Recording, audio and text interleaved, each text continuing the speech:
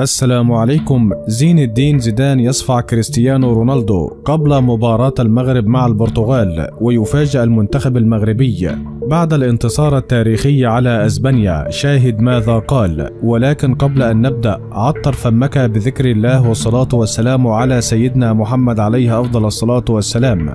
بعد الانتصار التاريخي الذي حققه المنتخب المغربي على المنتخب الاسباني في دور ال16 من كأس العالم ليضرب موعدا مع المنتخب البرتغالي في دور الثمانية، فقد صرح أسطورة كرة القدم زين الدين زيدان وأدلى بتصريحات منذ قليل للإذاعة الفرنسية، وقال: لقد حقق المنتخب المغربي المفاجأة في هذا المونديال وفاز على كبار أوروبا، وبالأخص على المنتخب الأسباني الذي يعد بمثابة انتصار تاريخي. فأنا كنت أشجع من كل قلب المنتخب المغربي في هذه المباراة، لأنني جزائري ولدي أصول مغربية وأعتز كثيرا بأصولي، وأتمنى للمنتخب المغربي الفوز في هذه المباراة القادمة على البرتغال. وسأله المذيع: من ستشجع، رفقاء كريستيانو رونالدو أم المغرب؟ فقال بكل تأكيد: أشجع المغرب، وبرغم حبي لكريستيانو رونالدو، ولكن عند تشجيع المغرب لا أفكر في أي شيء آخر،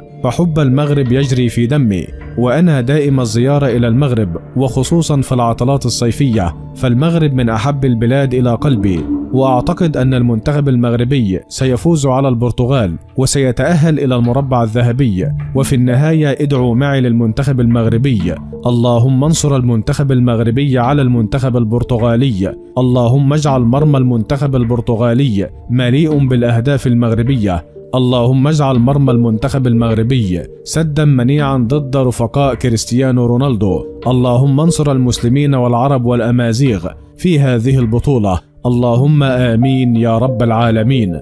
وفي النهاية، لو أنت محب للمنتخب المغربي، اضغط لايك على هذا الفيديو، ولا تنسى الاشتراك في القناة ليصلكم كل ما هو جديد.